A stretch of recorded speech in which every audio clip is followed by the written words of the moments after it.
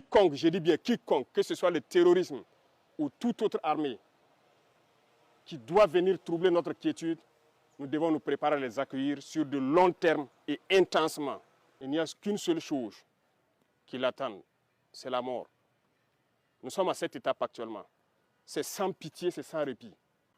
Redoublez de vigilance, prenez courage encore, continuez à fortifier avec les VDP qui sont sur le terrain, avec les unités en position avancée. Commencez à vous préparer pour la guerre de haute intensité. J'espère que je me fais comprendre. Ce n'est pas uniquement du terrorisme. Ouvrez l'œil. C'est beaucoup plus que ça. C'est une guerre de décolonisation. Et vous avez dû entendre ces derniers jours certains généraux ailleurs qui ont fait comprendre que s'il faille qu'ils viennent avec leurs armées nous recoloniser, il faut qu'ils viennent. Eh bien, préparez-vous à la guerre de haute intensité. Soit ils viendront eux-mêmes, soit ils passeront par leurs valets locaux qui sont ici pour essayer de troubler notre quiétude. Donc quiconque, je dis bien quiconque, que ce soit le terrorisme ou toute autre armée qui doit venir troubler notre quiétude, nous devons nous préparer à les accueillir sur de long terme et intensement. Voilà pourquoi je vous dis, préparez-vous à la guerre de haute intensité.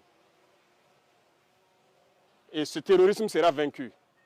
Parce qu'ils savent que ça sera vaincu, qu'ils se préparent, soit au niveau local ici, ou bien à venir avec leurs armées pour nous combattre. Eh bien, on va se préparer à les accueillir.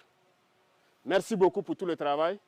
Tout ce qui pourrait être amélioré, ce qui concerne les conditions de combat d'abord, mais aussi les conditions de travail, nous ferons l'effort. Plus que jamais, maintenant, vous faites un avec la population. C'est tout ce que nous recherchons, le lien armée-nation. Continuez à garder cette flamme-là d'unité avec la population civile pour qu'ils puissent vous soutenir.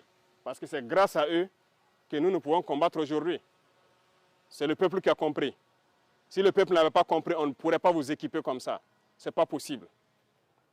Mais les gens ont compris, ils se sont engagés et nous faisons beaucoup d'efforts pour que la capacité opérationnelle ne fait que s'accroître. Donc félicitations, beaucoup de courage et bonne chance pour vos missions futures. Et merci beaucoup à tous.